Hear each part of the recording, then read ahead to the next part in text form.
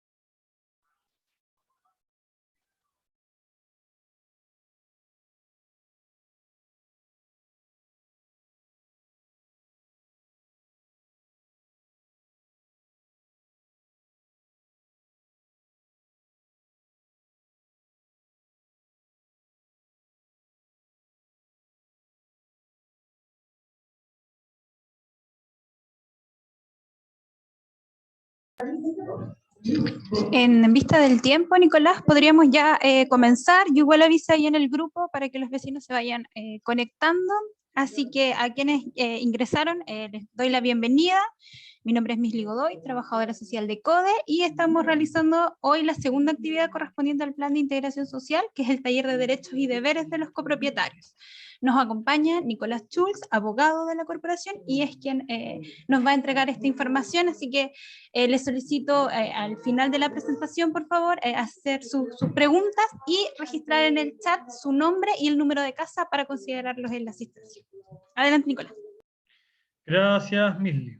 Efectivamente, como les comentaba Misli, hoy día vamos a revisar tres grandes temas. Vamos a revisar qué es lo que es la ley de copropiedad inmobiliaria, y vamos a revisar a propósito de esta cuáles son los derechos y deberes y por qué es necesario revisar estas materias, porque hoy día ustedes están viviendo en un condominio que tiene ciertos derechos y obligaciones distintos de cuando uno vive en una casa, entre comillas, sola o aislada en una comunidad. Y finalmente vamos a revisar lo que dice relación con los regímenes de bienes del matrimonio para responder ciertas preguntas como si yo me compro un inmueble, quién es el dueño, quién lo puede vender, quién lo puede arrendar, etc. La primera noción que tienen que tener clara cuando nos referimos a vivir en comunidad es que ustedes hoy día son copropietarios.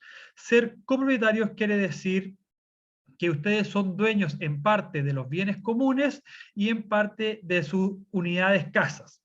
Y por lo tanto existe una relación entre el dominio que yo tengo sobre mi casa en relación con el dominio que yo tengo sobre los bienes comunes. ¿Por qué? Porque existe una especial relación y yo no puedo hacer todo lo que hago en mi casa en los bienes comunes. Y por lo tanto la ley regula cómo es esa relación entre los bienes propios, que está dada por la casa, y los bienes comunes.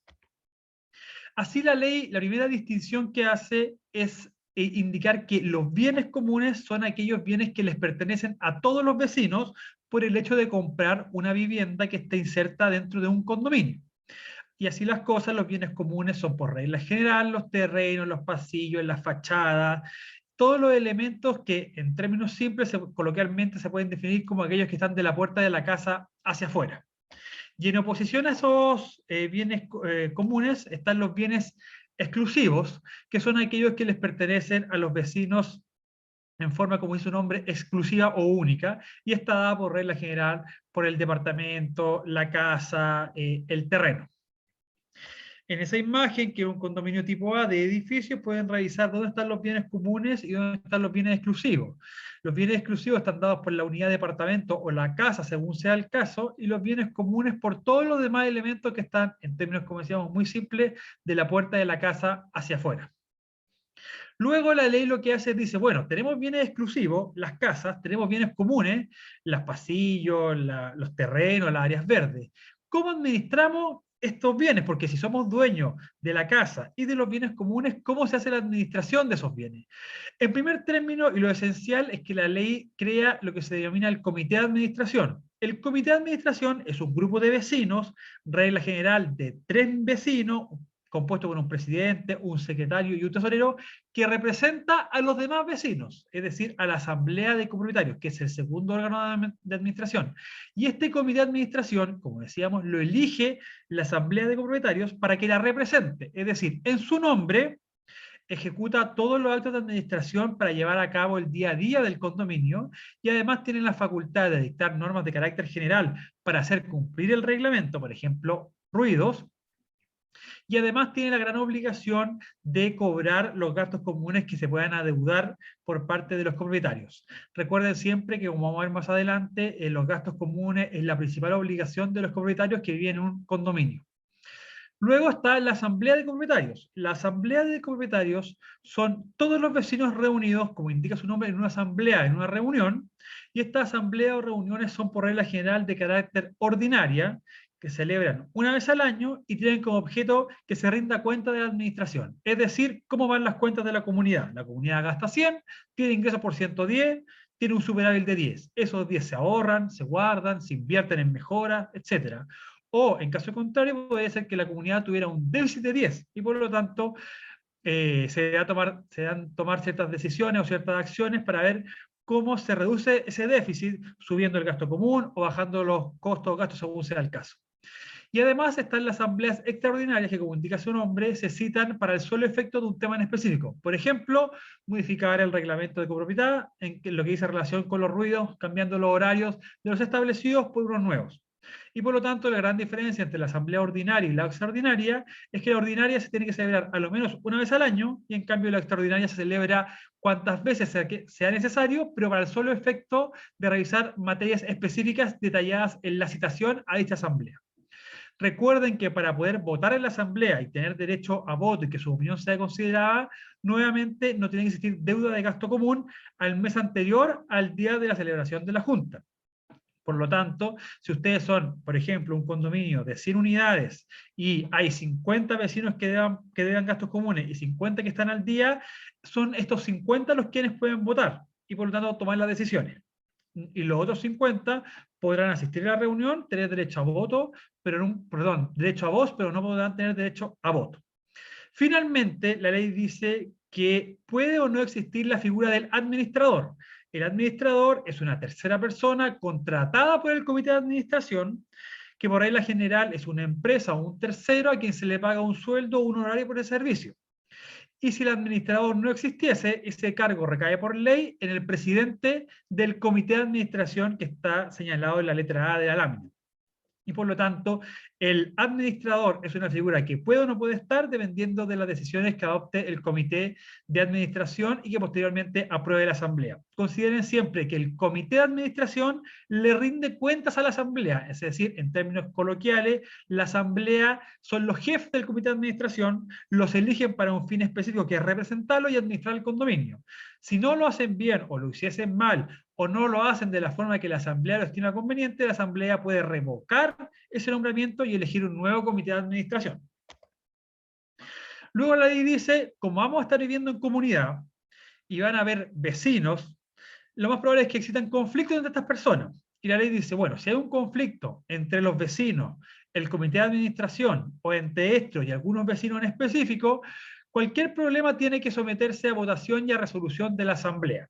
Por lo tanto, cualquier materia que exista, por ejemplo, un vecino estima conveniente que le molestan las mascotas y quiere prohibir las mascotas nuevas del condominio, convocarán una asamblea, en esa asamblea se votará si están de acuerdo o no, se contarán los votos y la opción que tenga el 51% de los votos válidamente emitidos ganará la opción de rechazo de la mascota o no, dependiendo de que si lo que se gana es la afirmativa o la negativa por esa opción. Lo mismo podría ser respecto de ruidos molestos, o también lo mismo podría ser si quisieran, por ejemplo, cambiar las fachadas de los edificios. Y por lo tanto, el primer lugar para resolver los conflictos es en una asamblea citada, donde votan, como decíamos anteriormente, las personas que no tengan deuda de gasto común.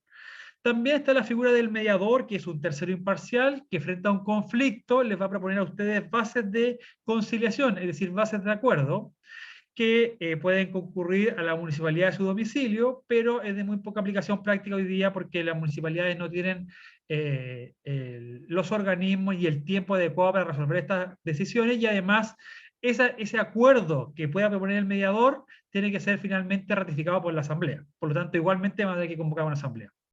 Y de suma importancia es que el comité de administración considere que si hay vecinos que tengan deuda de gasto común, las demandas de cobro tienen que ser presentadas en el juzgado de policía local respectivo. Y la gran ventaja que tiene presentar esta demanda del juzgado de policía local es que el no pago del gasto común produce el mismo efecto que el no pago de un cheque. Y por lo tanto, la orden que diera el tribunal no es que venga el deudor o el vecino que no ha podido pagar a explicarme por qué no ha podido pagar, sino que el tribunal solamente verifica el no pago y despacha una orden que se llama de ejecución y embargo. Y por lo tanto, la primera resolución del tribunal, como les comentaba, no es que el deudor venga a explicar por qué no puede pagar, como es la regla general de los juicios, sino que se embargan bienes suficientes para cubrir la deuda que tenga por gastos comunes dicho copropietario. Por lo tanto, consideren siempre la importancia que la ley le entrega al no pago de los gastos comunes, las consecuencias de este no pago, como vimos que es el embargo, y como vamos a ver a continuación, tiene otras sanciones, y que es obligación del comité de administración en pro de la comunidad hacer efectivo estos cobros, porque sin que se cobren los gastos comunes no se puede mantener el condominio. Luego vamos a profundizar sobre los derechos y deberes de los copropietarios, que son ustedes al vivir en un condominio. Como saben, el primer derecho es el derecho de copropiedad. ¿Y qué quiere decir este derecho? Es que ustedes no son solamente dueños de sus casas, sino que son dueños de los bienes comunes, como vimos anteriormente. Al ser dueño de los bienes comunes, yo tengo derecho a usar y gozar de esos bienes comunes. Yo puedo ocupar las áreas verdes, puedo ocupar la sala de eventos si la hubiese, puede usar los pasillos o las áreas comunes, etcétera, siempre y cuando la use según las limitaciones que establece la ley. Y esa es una de las grandes especialidades que tiene el régimen de comunidad, que de respecto de las cosas que yo soy dueño, no puedo hacer lo que yo estime conveniente, sino que puedo hacer aquello que esté permitido por la ley o por el reglamento de copropiedad en su caso. Y frente a una duda, consideren siempre que lo que se puede hacer en los bienes comunes es aquello para lo cual son naturalmente construidos. Por lo tanto, el área verde es un área de esparcimiento, de recreación, y yo no puedo apropiarme de un trozo de área verde y colocar plantas de mi gusto o sacar plantas que a mí no me gustasen. Los estacionamientos son, por regla general, lugares para dejar vehículos, no almacenaje o usar como sector de almacenaje o de bodega. Y por lo tanto, consideren siempre que frente a una duda de qué puedo hacer y qué no puedo hacer, siempre va a estar delimitada por el uso natural de la cosa respecto a la cual están consultando. También tienen un derecho de disposición jurídica. Este derecho de disposición jurídica les permite a ustedes grabar ciertos inmuebles sociales con el visto bueno, desde luego, de los demás vecinos mediante una asamblea. Aquí es de poca aplicación práctica este derecho, pero se usa mucho, por ejemplo, cuando los vecinos arriendan las fachadas o las techumbres de los edificios o de la entrada de los condominios para colocar publicidad, por ejemplo. Entonces lo que están haciendo ustedes es arrendar bienes comunes y lo instalan en un bien común, como son, por ejemplo, la entrada del condominio. Si fuese en un edificio y colocaran el cartel o la publicidad arriba de los techos, el techo es una zona común y por lo tanto requiere el visto bueno de los demás vecinos para colocar dicha publicidad. También, desde luego, tienen el derecho a participar en la administración. Cualquier vecino tiene derecho a ser electo como presidente, secretario, tesorero, y por lo tanto podrán presentarse a elecciones, perdón, y ser electos en los cargos que a ese efecto se hayan creado. También, y dentro de lo más importante que ustedes tienen que tener presente, es que la ley les reconoce ciertos derechos legales respecto a lo que se denomina la calidad de la construcción o la calidad de la vivienda, respecto de los cuales las empresas inmobiliarias o constructoras que les vendieron a ustedes las unidades o las casas tienen que responder. Así, todo lo que es la estructura soportante o lo que coloquialmente se denomina obra gruesa tiene una garantía legal desde 10 años desde la recepción definitiva. Los elementos constructivos o las instalaciones tienen un plazo de 5 años y las terminaciones tienen un plazo de 3 años. Es importante que si ustedes detectan defectos en cualquiera de estos ámbitos, ejerzan los reclamos generalmente en una primera instancia los correos de postventa de la inmobiliaria. Si esos correos no tienen respuesta, una buena opción es recurrir al CERNAC, y si eventualmente ninguno de esos dos caminos le ha dado a ustedes resolución a su problema, pueden ejercer las acciones legales en los tribunales de justicia. Consideren siempre que si hay uno o más vecinos que presentan algún inconveniente de una naturaleza similar, por ejemplo, a todos se le agrietó la fachada norte o la pared norte, sería bueno que esa reclamación la canalizaran por intermedio del comité de administración, que centralizara los problemas y se los transmitiera a la inmobiliaria o a la empresa constructora. Así como también tienen ustedes derechos, tienen ciertas obligaciones. Como vimos anteriormente, la principal obligación que tienen es el pago de los gastos comunes. ¿Por qué? Porque el pago de los gastos comunes permite la salud del condominio económicamente y permite además mantenerlo en el tiempo. Consideren siempre que así como ustedes para su unidad, para su casa, tienen que pagar luz, agua y gas, y cada cierto tiempo hay que hacer algunas reparaciones o mantenciones para que la unidad no se deteriore, eso mismo afecta al condominio. El condominio es como una gran casa, donde todos los vecinos tienen que aportar para hacer la mantención de ese condominio, mantener las áreas comunes, mantener las áreas verdes, efectuar la limpieza o efectuar ciertas reparaciones con el paso del tiempo. Si no se paga el gasto común, esas mantenciones o reparaciones o esos pagos de los servicios básicos no se pueden efectuar, y por lo tanto, si usted no repara en un tiempo prudencial alguna grieta, algún desperfecto, con el paso del tiempo ese desperfecto se va a agrandar, va a ser mucho más caro reparar, y además va a perjudicar la calidad de vida de los vecinos y además la calidad de las viviendas y el valor de estas. Por lo tanto, consideren, como veíamos a continuación, que el pago del gasto común es su principal obligación, tiene importantes sanciones si no se paga, y además de las que ya les dije anteriormente, es decir, que el que tiene deudas no puede participar de las asambleas con derecho a voto. El que tiene deudas puede ser objeto de una demanda presentada en el juzgado de policía local, respecto del cual se van a embargar bienes para cubrir esa deuda.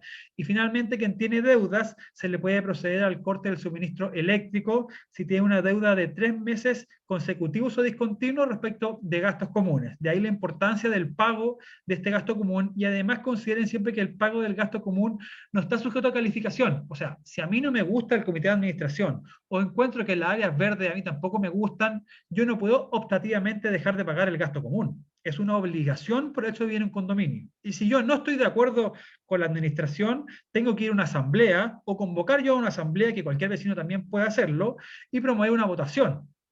Y se decidirá democráticamente en ese momento si se reemplaza el comité de administración o se elige uno nuevo. Pero yo no puedo, como acto entre comillas de protesta, dejar de pagar el gasto común, porque es una obligación de carácter legal que no está sujeta a la calificación de cada vecino cuándo paga y cuánto no paga. La obligación de pagar gasto común es un hecho objetivo. ¿Y cómo se verifica? Con las cuentas mensuales que se detallan en la cartola de gastos comunes que se le envía a sus domicilios mes a mes. Consideran además que hay ciertas obligaciones que impone el reglamento de copropiedad respectivo de si se prohíbe o no el uso de mascotas, de los ruidos, etcétera, las típicas situaciones que están reguladas en los reglamentos de copropiedad y que ustedes deben conocer, porque la mayoría de las dudas o problemas que tienen ya están ahí regulados. Consideren además que todas las personas que han sido objeto de un subsidio habitacional tienen la obligación legal de ocupar el inmueble, ya sea la persona beneficiaria del subsidio o en su caso cualquiera de las personas declaradas en su núcleo al momento de la postulación por un plazo no inferior a 5 años. Como les reitero, esto es una obligación, el Serviu la fiscaliza y puede ser objeto de sanciones si se detecta que usted no está haciendo uso del subsidio, la cual puede llegar incluso a que el Serviu le exija la restitución total del monto del subsidio respecto del cual usted o su familia fueron beneficiarios. Y además tenemos ciertas prohibiciones que van de la mano con la que veíamos anteriormente, esto es que además de usted tener que hacer uso de la vivienda adquirida con subsidio habitacional, también tiene obligación legal de no arrendar, de no vender, de no hipotecar o ceder la tenencia de ese inmueble, bajo ningún respecto, y si el Serviu detecta el incumplimiento, tiene la facultad de solicitarle a la parte infractora, es decir, a la persona que esté viviendo ahí, que se le restituya el monto total del subsidio. Por lo tanto, consideren la importancia y la gravedad de no cumplir con la obligación que impone el Serviu. En realidad lo impone el decreto DS-19 a las personas que han sido beneficiarias con subsidio habitacional. Entonces tenemos la obligación de usar el inmueble y además la prohibición de venderlo, cederlo, arrendarlo, en ambos casos por un plazo no inferior a 5 años. El Serviu excepcionalmente puede autorizar que cualquiera de las dos obligaciones o prohibiciones sean disminuidas o dejadas sin efecto, pero tiene que ser siempre por escrito y previa autorización del Serviu. Consideran además que tienen las prohibiciones legales de efectuar modificaciones en las instalaciones o en la obra de las casas o viviendas, porque la ley razona que si usted va a alterar un elemento común, o sea, un elemento particular, que es su casa, podría alterar un elemento común, por ejemplo, al modificar la instalación eléctrica o la instalación de gas o de agua, según sea el caso. Por lo tanto, cuando se inicien obras, siempre es mejor preguntar a la comunidad qué obras puedo hacer y qué obras no puedo hacer, revisar el reglamento, porque lo que pasa muchas veces es que los administradores o el administrador, el administrador, bien digo, no se han leído el reglamento. Y un vecino pregunta y le dice, sí, vecino, no se preocupe, usted puede hacer lo que usted tiene conveniente, y después se da cuenta que en el reglamento esas modificaciones están estrictamente prohibidas sin el visto bueno previo de la asamblea o de la dirección de obras municipales, según sea el caso. Porque recuerden que para hacer obras, ampliaciones, por ejemplo, usted tiene que solicitar un permiso de obra a la municipalidad.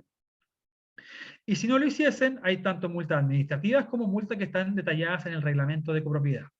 Y finalmente, consideren que hay prohibiciones especiales o particulares que también están detalladas en el reglamento de copropiedad, y por eso es relevante que ustedes conozcan ese reglamento, lo lean, y frente a un problema o un conflicto, antes de empezar a especular de la solución, vean el reglamento, porque lo más probable es que ahí esté regulada la forma en que se resuelve el conflicto y si hay un vecino infractor, la multa que se le tiene que aplicar por dicha infracción.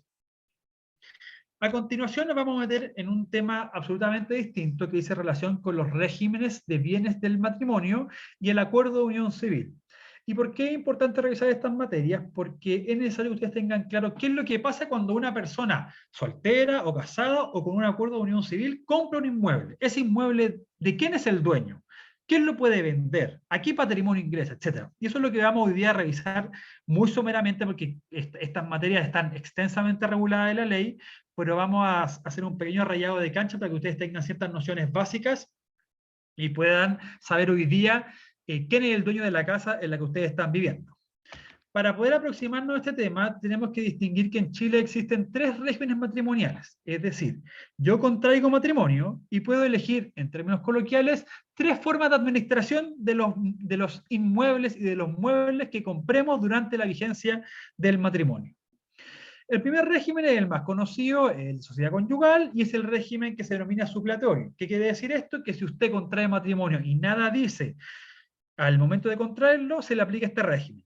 La forma más fácil de saber en qué régimen estoy casado es solicitar un certificado de matrimonio con anotaciones, y en él se van a indicar qué régimen de bienes usted tiene. Si usted solicita el certificado de matrimonio y en la parte después de donde está el nombre del cónyuge, los RUT de ambos cónyuges, en la parte de las anotaciones está en blanco, ya se casó en sociedad conyugal. En oposición tenemos el de separación de bienes, que es un régimen de declaración expresa, es decir, usted tiene que decirle al oficial de registro civil que usted se quiere casar con el régimen de separación de bienes, porque si nada dice, se le aplica el de sociedad conyugal. Y en el caso que veíamos del certificado de matrimonio, si usted quiere saber si tiene este régimen, en la parte de las anotaciones, el certificado de matrimonio dice, en el acto del matrimonio los contrayentes pactaron régimen de separación total de bienes. Situación similar ocurre con el régimen de participación en los gananciales, que es un régimen de muy poca aplicación práctica y que vamos a ver al final de la presentación. ¿Cuáles son las características de cada uno de estos regímenes? En la sociedad conyugal, como vimos, lo que existe es, como dice su nombre, una sociedad compuesta por los cónyuges, que entre comillas son los socios. Por lo tanto, es una sociedad compuesta por el cónyuge y la cónyuge, y por lo tanto cada uno es dueño del 50% de las cosas de que la sociedad es dueña. Por lo tanto, si usted se casó en sociedad conyugal y se compró esa casa en sociedad conyugal en la cual usted está viviendo hoy día, quien es dueña de la casa es la sociedad conyugal. No es dueño el cónyuge o la cónyuge, sino que es dueña la sociedad conyugal, que a su vez tiene 2 socios, como vimos que es el hombre y la mujer. Y por lo tanto, lo que existe es un patrimonio común. Todo lo que se compre durante la vigencia de la sociedad conyugal, muebles e inmuebles, va a ingresar a este patrimonio social. Y por lo tanto se hacen dueños ambos cónyuges en un 50 y 50 cada uno. Como les recalco nuevamente, esto en términos muy simples, hay normas mucho más complejas, pero que no es del caso señalar. Y por lo tanto, si usted compró el departamento, la casa en la que está viviendo hoy día, estando casada en sociedad conyugal, en ese caso, el inmueble pertenece a la sociedad respecto de la cual ambos cónyuges son dueños en un 50 y 50. Existe un patrimonio común. ¿Qué lo administra? Por ley lo administra hoy día el marido. Por lo tanto, es el marido quien firma la escritura de compraventa del departamento. ¿Y por qué se requiere la firma de la mujer? Porque hoy día hay ciertas modificaciones a la sociedad conyugal para resguardar el patrimonio social y que el cónyuge no pueda vender o comprar inmuebles sin el visto bueno de su cónyuge. Y por lo tanto, la mujer también va a firmar esa escritura siempre y cuando exista hipoteca. Si no existe hipoteca, la puede firmar solamente el marido. En oposición al régimen de sociedad conyugal está el régimen de separación de bienes. El régimen de separación de bienes que nos dice que no hay patrimonio común, que no existe sociedad y por lo tanto son dueños de los muebles o inmuebles que se adquieran durante la vigencia del matrimonio el cónyuge o la cónyuge que los haya comprado o en su caso haya firmado la escritura de compraventa. Por lo tanto, quien firmó la escritura de compraventa de su casa o del departamento es quien es el dueño de esa unidad hoy día. Y así va a estar inscrito en el registro de propiedad del conservador de bienes raíces. Por lo tanto, en el régimen de separación de bienes, se hace dueño quien firma, en términos muy simples. ¿Por qué? Porque no hay comunidad, no existe patrimonio común como así lo hay en la sociedad conyugal. Y finalmente tenemos un régimen híbrido, una mezcla de los dos anteriores, que es el régimen de participación en los gananciales, como les comentaba, de muy poca aplicación práctica, porque el régimen de participación en los gananciales permite que durante la vigencia del régimen, es decir, durante la vigencia del matrimonio, los cónyuges se consideran separados de bienes y por lo tanto cada uno compra y vende lo que estime conveniente al momento de celebrar esos contratos. Pero al momento del término del régimen, ya sea por, supongamos, divorcio, el cónyuge que ganó más tiene que contribuirle al cónyuge que ganó menos. Por eso se llama de participación en los gananciales. El cónyuge que ganó menos tiene derecho a participar en los gananciales, entre comillas, las ganancias del cónyuge que ganó más. ¿En qué proporción? Un 50%. ¿Y por qué no se usa? Porque es prácticamente imposible hoy día saber quién compró cada cosa después de una convivencia de 15, 20 o 30 años. Hay una norma especial que es necesario que ustedes conozcan, particularmente quienes son mujeres y están casadas en el régimen de sociedad conyugal, en virtud de la cual las mujeres que trabajen, requisito número 1, separado del marido, requisito número 2, y puedan acreditar ingresos mediante liquidaciones de sueldo, boletas de honorarios, facturas de servicio, etcétera, y que estén casadas, como decía, en el régimen de sociedad conyugal, los bienes que compren en virtud de ese trabajo ingresan a su patrimonio personal, entre comillas, porque es un patrimonio especial que se denomina patrimonio del artículo 150 o patrimonio de la mujer casada. Y por lo tanto, puede haber casos en que una mujer casada en sociedad conyugal compró un departamento y ese departamento queda a su nombre o esa casa queda a su nombre. ¿Cuál es el caso? Cuando puede acreditar que trabaja separada del marido y que es una actividad remunerada, es decir, recibe un sueldo por ese trabajo. Y al momento de firmar la escritura de compraventa, la única precaución que tiene que tener es que tiene que indicar en la escritura expresamente que ella está comprando el departamento, la casa o lo que fuere en virtud de ese patrimonio, es decir, del artículo 150, y al final de la escritura de compraventa tienen que insertarse materialmente los documentos que acrediten el trabajo, es decir, las boletas, las facturas, el contrato, las liquidaciones de sueldo, etc. Por lo tanto, es una norma especial hoy día, pero de mucha aplicación, de mucha aplicación práctica por el creciente número de mujeres que hoy día están insertas en el mundo del trabajo.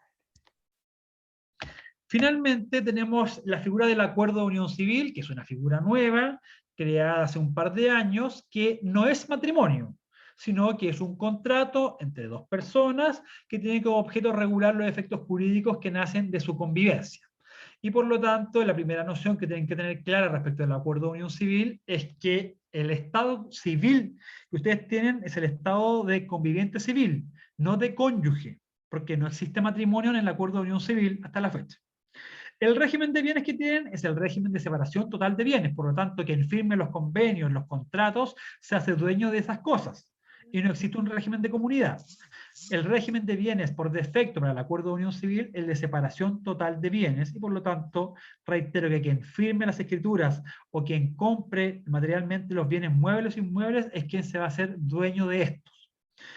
Consideren siempre dos cosas especiales del acuerdo de unión civil. La primera es que confiere derechos hereditarios. Esto quiere decir que si un conviviente civil muere, el conviviente civil que sobrevive lo hereda en sus bienes. Y además, el conviviente civil siempre podrá inscribir como carga al otro conviviente civil en su plan de ISAPRE o FONASA. Con esto vamos a finalizar la parte de la presentación y vamos a introducirnos en la parte de las preguntas que se pudieran generar a propósito de la presentación que revisamos recientemente. Vamos a primero leer unas preguntas que escribieron en el chat. J. Torres pregunta si el calefón y la instalación entra dentro de algunas garantías que se señalan, que estas que son de 3, 5 y 10 años. Si el calefón, ¿en cuál entraría? Efectivamente, el calefón entraría en lo que se llama las instalaciones, que es una garantía de 3 años a partir de que ustedes recibieron la vivienda, de que se fueran a vivir, es decir, del acta de entrega y aceptación. Lo que tienen que considerar siempre es que las garantías legales se pierden si usted interviene en dicha garantía. Por ejemplo, si usted está alegando que quiere que le arreglen el calefón porque no funciona bien, pero usted 1, 2, 3 meses antes hizo una modificación en el calefón, esa garantía legal se pierde. Similar, igual que cuando usted se compra un electrodoméstico y lo usa, o lo interviene, lo abre, y después quiere que el servicio técnico se lo arregle, le van a decir que no, porque usted intervino la garantía, intervino el producto. En este caso funciona igual. Si usted no ha hecho ninguna intervención, puede efectivamente reclamar a la empresa constructora inmobiliaria la reparación de dicho problema. Gabriela Belis consulta respecto a una ampliación que hizo su vecino y que hay una ventana que da directamente a su patio. Ella siente que pierde la privacidad. Respecto a esto, ¿qué legalmente qué implica, o si es así o no, o si se permite? La primera instancia es que la ampliación requiere el visto bueno, en este caso, de la Asamblea de Propietarios y además de la DOM, porque para hacer una ampliación, técnicamente lo que se pide es un permiso de obra menor. Y esas modificaciones tienen que solicitarse la autorización al comité de administración, precisamente porque se entiende que esa ampliación puede perturbar el derecho de otro vecino o incomodarlo. Y además los permisos administrativos, porque esa ampliación tiene que pagar una serie de impuestos en la dirección de obra, etc.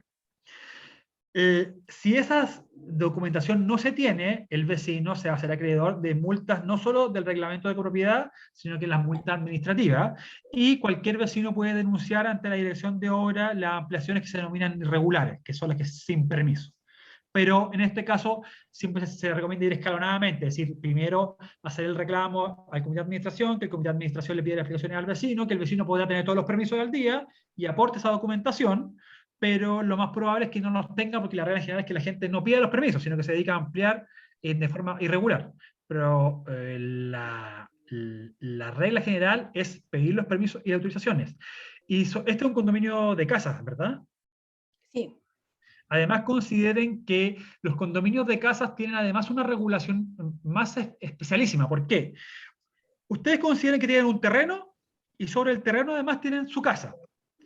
Dentro de su casa ustedes son dueños exclusivos, pero entre la puerta de su casa y la puerta a la reja, digamos, todo lo que es el patio, es un bien común que se les da a ustedes en uso exclusivo.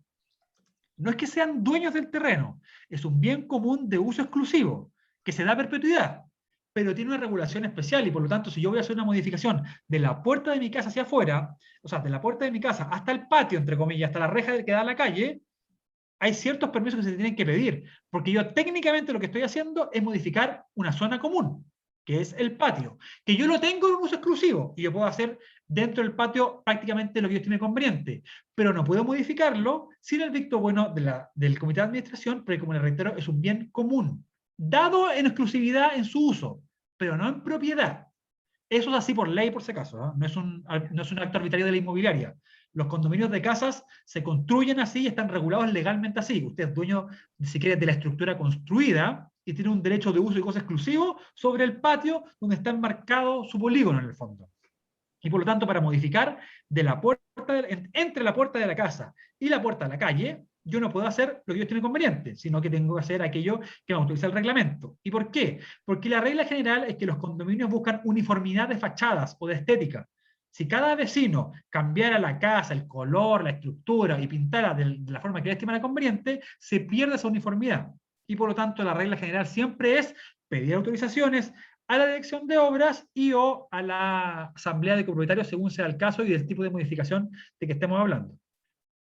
Y en este caso, la vecina Gabriela vuelve a preguntar si para saber si este vecino tiene los permisos, habría que consultarlo directamente con él en la municipalidad o, por ejemplo, el La regla general es que, o sea, usted siempre va a poder concurrir a la municipalidad y pedir lo que se llama carpetas de obra. Que yeah. Todas las propiedades en las municipalidades tienen, entre comillas, como un rol donde están anotadas cada una de las modificaciones. Lo más probable es que si el vecino no tiene los permisos, en su carpeta esté hasta la recepción final de la inmobiliaria, en el fondo. Porque la inmobiliaria hizo todo el proceso y lo terminó y lo entregó. Si el vecino hizo una modificación y pidió los permisos, acto seguido de la inmobiliaria van a estar los papeles del vecino, a nombre de él. Quiero decir, como su persona natural, cuando él recibió. Pero la regla general para evitar siempre conflictos es que se canalicen mediante el comité de administración, que le pregunte al vecino si tiene los permisos y que si los tiene los entregue, pero cualquier vecino puede ir a la dirección de obras, preguntar por la casa número tanto, el condominio tanto, pedir la carpeta para saber qué fue lo último que la municipalidad autorizó a hacer en esa casa.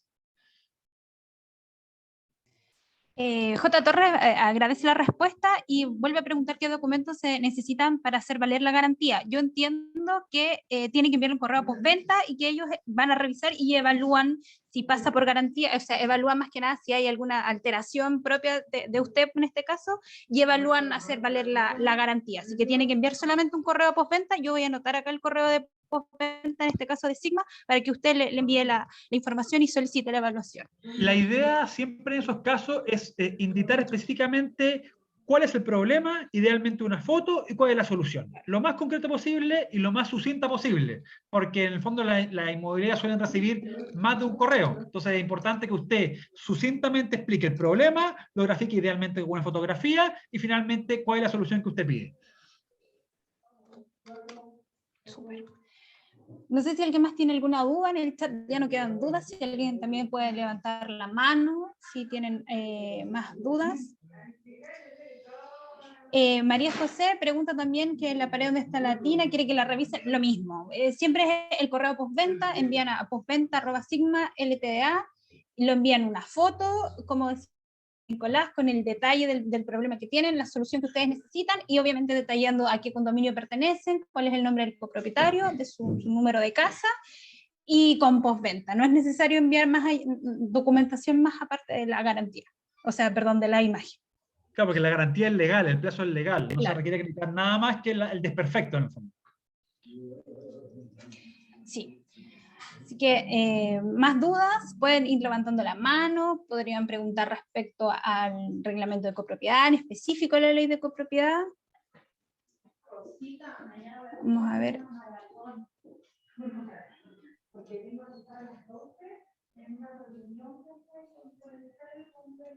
Vamos a esperar unos minutos para a ver si alguien está escribiendo alguna pregunta para alcanzar a leerla.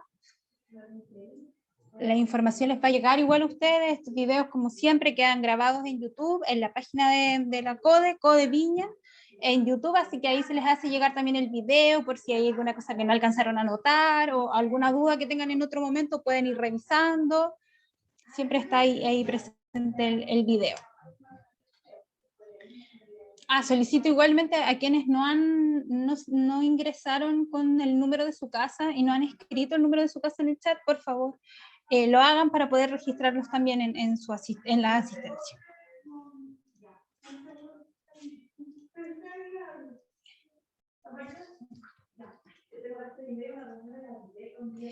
La señora Ingrid Maureira, que está conectada en YouTube, pregunta respecto al gasto común. ¿Y quién controla el monto de cobros? Me imagino que se refiere a la cantidad que asciende el gasto común. Ya. El gasto común como monto se define originalmente en función de los gastos estimados de los condominios. Es decir, las empresas constructoras, la empresa inmobiliaria, con la experiencia que ya tienen, saben aproximadamente cuánto cuesta mantener un condominio en función del número de casas, número de departamentos, etc. Y por lo tanto, lo que se les entrega a ustedes es lo que se denomina un gasto común estimado para mantener el condominio y tener idealmente un porcentaje de ahorro. Nada obsta que si con el paso del tiempo ustedes ven que ese monto es excesivo, ¿por qué? Supongamos que el gasto común son 100 y los gastos reales del condominio son 50 y por lo tanto, entre comillas, sobran 50 todos los meses, que ese gasto común se rebaje. ¿Eso cómo se hace? En una asamblea de copropietarios, citada especialmente al efecto, es de las asambleas extraordinarias, donde un vecino o el comité de administración puede proponer bajar el gasto común. Consideren siempre que es mejor tener un superávit de plata, es decir, que sobre todos los meses un porcentaje, que se vaya a un fondo de reserva que permita al condominio eventualmente efectuar reparaciones de emergencia frente, por ejemplo, a alguna rotura de una matriz de agua, de una cañería, que va a ser una reparación que va a costar una cantidad importante de dinero. O para efectuar una mejora significativa, por ejemplo, pintar las fachadas, o cualquier gasto que podría implicar que los vecinos tuvieran que desembolsar plata adicional. Por lo tanto, la regla general es que ustedes tengan un gasto común que permita cubrir lo que se llama los costos fijos del condominio: luz, agua, gas, sueldos, mantención de áreas verdes, reparaciones usuales, y además tengan un porcentaje que puedan ir ahorrando todos los meses. Esto igual que en su casa. Si usted en su casa todos los meses deja un porcentaje de sus ingresos para pintar la casa, reparar la casa, cuando tenga que efectuar esa reparación, esa mantención, podrá sacar esos ahorros y del 100% del costo de la reparación, el 50% lo podrá cubrir la reserva y usted coloca de su bolsillo el otro 50%. Para los gastos comunes funciona igual. Se sugiere siempre tener un porcentaje de ahorro que les permita a ustedes cubrir, ya sea totalmente o parcialmente, una eventual reparación o una eventual mejora, un portón eléctrico, un enrejado, etc.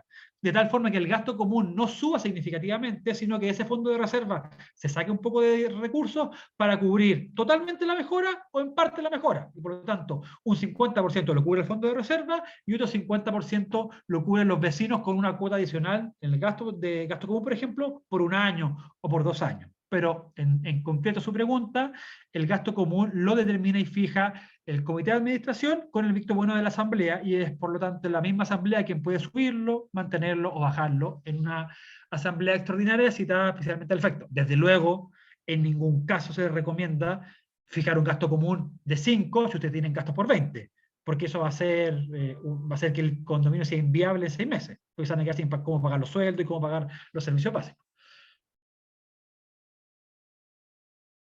En ese sentido, por ejemplo, Nicolás, cuando se suben los gastos comunes, ¿se debe avisar o también debe haber como una asamblea o simplemente se suben y en el detalle que se envía para cobrar sale lo que se está pagando en realidad? Los gastos comunes no pueden subirse unilateralmente por el comité de administración. O sea, el comité de administración no puede decir, se levantaron hoy día, faltaba plata, vamos a subir los gastos comunes en 100.000 pesos. No. Los gastos comunes están fijados en el reglamento de copropiedad en función de un factor UF, por regla general. Y ese factor UF se multiplica por los metros cuadrados de cada casa. Y así se determinan cuánto gasto común paga cada casa.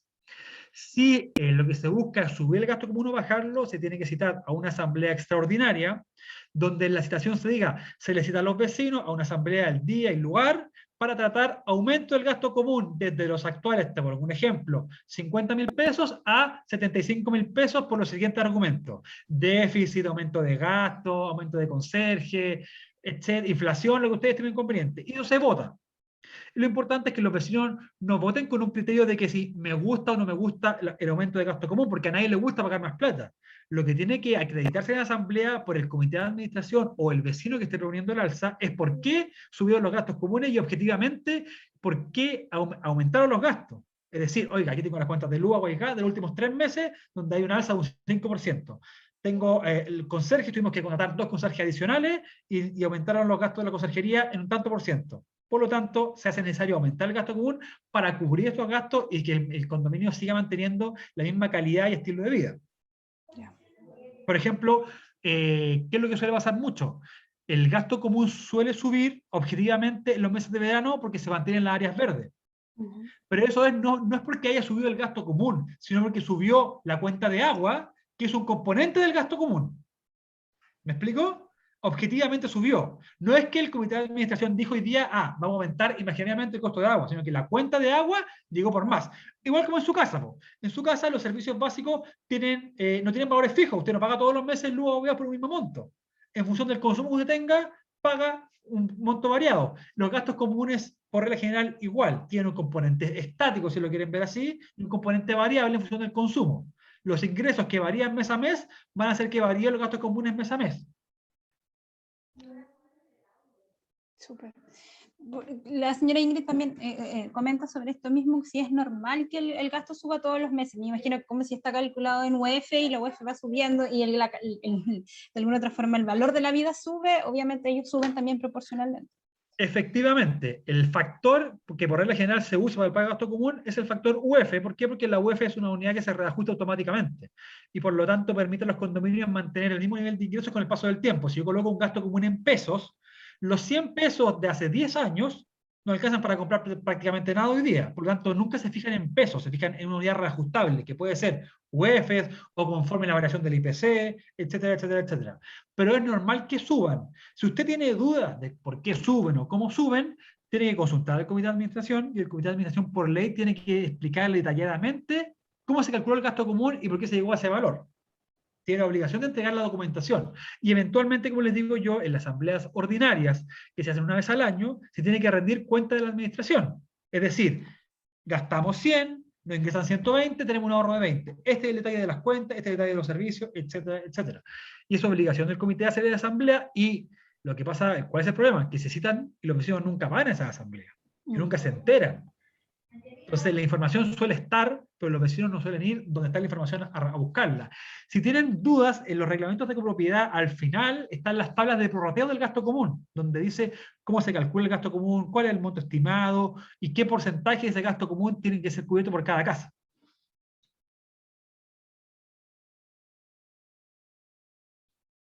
Otra consulta también de la señora Ingrid, que es ¿cuántos conserjes requiere la villa? Me imagino que los conserjes, la cantidad de personal se decide también en asamblea de acuerdo a las necesidades de los vecinos y a lo que ustedes... O sea, la regla general es que es un típico acto de administración, es decir, el comité de administración puede contratar a los conserjes que él estime conveniente. ¿Por qué? Porque es un acto de administración. Los actos de administración diarios, pagar las cuentas, contratar a un conserje, no requiere por regla general el visto bueno de la asamblea. ¿Qué se sugiere? Que las materias importantes o significativas, el comité de administración llame a una asamblea a lo menos para aprobar o informar a los vecinos que se va a contratar a 5 conserjes o 6 conserjes. ¿Por qué? Porque si el conserje renuncia, por ejemplo, yo no puedo estar esperando el visto bueno de la asamblea en 1 o 2 meses más para contratarlo. Tengo que, como es un acto administrativo urgente, tiene que haber un conserje en la puerta, que reciba la documentación, atienda a los vecinos, las visitas, etc. Por lo tanto, el acto de administración urgente se resuelve en el acto. Pero nada obsta que el comité de administración informe, ya sea por escrito o en una asamblea, el hecho de contratar a un conserje nuevo o de vincular a otro. ¿Por qué no necesitan asamblea? Por lo que pasaba antes, la gente no va a las asambleas por regla general. Nadie quiere ir a una asamblea un día viernes a las 7:30 de la tarde. Entonces, se suelen informar por escrito. Para los casos de los conserjes, por regla general, es lo que se llama un acto de administración, y ese acto de administración no requiere, por regla general, el visto bueno de la asamblea. Nada obsta, eso sí, que la asamblea pueda pedir una reunión y que le rinda cuenta del administrador porque hay 8 conserjes, no sé, que sería algo muy irregular. ¿Ya? Pero el número de conserjes lo define el comité de administración, porque es un acto de administración. ¿Quién controla esa contratación? La asamblea, como en las reuniones que son una vez al año, o en una asamblea extraordinaria donde se le pida cuenta, oiga, ¿por qué usted está contratando 5 o 6 conserjes? Cuando aquí solamente necesitamos 3, por ejemplo. Clarísimo.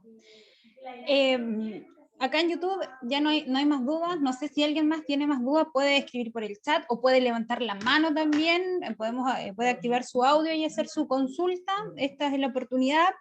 Nos quedan 3 minutos, vamos a ir cerrando ya. Cerramos a las 5, se termina la reunión, así que es los últimos minutos para hacer unas dudas súper específicas, súper cortas. No sé si alguien más. Les recuerdo que bueno, ya casi todos ingresaron con el número de casa, así que se agradece porque ya quedan automáticamente registrados en la lista, así que están por ahí todo súper bien. Se agradece igual su participación y que estén atentos al grupo porque nos queda una próxima actividad que estamos coordinando con la Municipalidad de La Cruz, así que también va a ser una temática interesante. Natalia pregunta si en el gasto común pueden haber intereses por quienes no están pagando los gastos comunes. Efectivamente, la regla general es que el gasto común no solamente es el capital que se llama, sino que los intereses, los reajustes y las multas que están asociadas por el no pago oportuno. Esto funciona igual que cuando si usted no paga el dividendo el día y la hora, o sea, el día y la fecha que tiene definido. El banco le va a cobrar intereses y reajustes. El banco no puede cobrarle multa, pero el reglamento, por la general, sí lo permite. Y por lo tanto, ustedes tienen por ley, o sea, el comité de administración puede por ley cobrar lo que se llama el interés máximo convencional, que es el promedio de los intereses de todas las casas comerciales en Chile. ¿Ya? Por lo tanto, siempre les van a poder aplicar un factor de interés. Y si quieren saber el monto del interés máximo convencional, lo pueden googlear y le aparece relativamente rápido, para saber si en el fondo están aplicando efectivamente el factor que corresponde. Pero a la pregunta de la señora, el aplicar intereses se permite siempre y cuando ese interés, el factor de interés, es decir, el cero y tanto, sea el interés máximo convencional como, valga la redundancia, máximo. Y en ese caso, por ejemplo, quienes no estén pagando los gastos comunes, esa deuda que hay, que obviamente va a faltar para mantener el condominio, igual se reparte entre quienes sí pagan los gastos comunes. No, o sea, si somos 10 vecinos y de esos 10 vecinos uno no ha pagado, él va a mantener siempre la deuda. Ya. ¿Cuál es el problema? Que efectivamente quienes pagan van a mantener al impagador, porque el condominio paga las cuentas de los servicios básicos de todos los vecinos, mantiene las áreas verdes para todos los vecinos, les paga el sueldo a los conserjes para todos los vecinos, para los que pagan y no nos pagan. Por eso era lo importante que les recalcaba, que el comité de administración tiene que hacer el corte de suministro eléctrico al vecino infractor que tenga 3 meses continuos o discontinuos para presionarlo a pagar. Ejercer la acción de cobro en el juego de policía local. Y además verificar que no puedan votar en las asambleas para presionarlo. Esas son las 3 herramientas que la ley le entrega al comité de administración para presionar al pago del gasto común, porque como les digo, el pago del gasto común es significativamente relevante para mantener el condominio. Es igual que si usted no paga la cuenta de su casa. Si usted no paga la luz, le corta la luz, lamentablemente. Al condominio le pasa lo mismo. El problema es que al cortar la luz del condominio se afecta a todos los vecinos, hay un problema de seguridad, si yo no le pago los sueldos al conserje, el conserje puede mandar al condominio, genera otro problema a los vecinos, etcétera, etcétera, etcétera. Por eso es importante que se pague el gasto común en tiempo y forma. Si hay algún vecino con problemas que no pueda pagar, se quedó cesante, la pandemia, etcétera, es obligación del vecino afectado con la situación acercarse al comité de administración, proponer un plan de pago. Si el gasto común es de 100, que él pague 110 para ir manteniendo el pago del gasto común todos los meses y esos 10 se van abonando a la deuda. Pero tiene que nacer generalmente del vecino que por cualquier circunstancia no haya pagado, acercarse al comité de administración y proponerle un plan de pago para que la deuda no vaya creciendo con el paso del tiempo. Natalia, iba un poco a eso, que es la última pregunta para que vayamos cerrando, es que quién asume el gasto común para cubrir los gastos comunes de quienes no pagan, y cuando se embargan bienes, ¿quién administra estos bienes para recuperar el dinero? Lo que pasa es que, lo vuelvo a reiterar, cuando hay un vecino que no paga, esa deuda se mantiene siempre, no se extingue nunca, ¿ya? Es obligación del comité cobrarla, ya sea con el curso de suministro eléctrico o con la demanda. Y una vez presentada la demanda, esos bienes no se administran, sino que se venden en pública subasta. Si el cliente tiene una, perdón, el copropietario tiene una deuda de 500.000 pesos, le embargarán bienes por 500.000 pesos y después se venden esos bienes. Y el producto de esa venta va para cubrir la deuda. Súper. Agradecemos tu participación, Nicolás, tu presentación, tu voluntad a responder las respuestas, y bueno, cualquier duda, yo voy a estar compartiendo el video de esta presentación. Cualquier duda que surja en otro momento, se pueden contactar conmigo, podemos gestionar alguna forma de darle respuesta a sus preguntas, y les reitero la invitación a la próxima actividad para que estén atentos, y muchas gracias a todos y a todas por haber participado, y a Nicolás por su presentación. Que estén todos muy bien y muchas gracias. Hasta luego, que tengan buena tarde.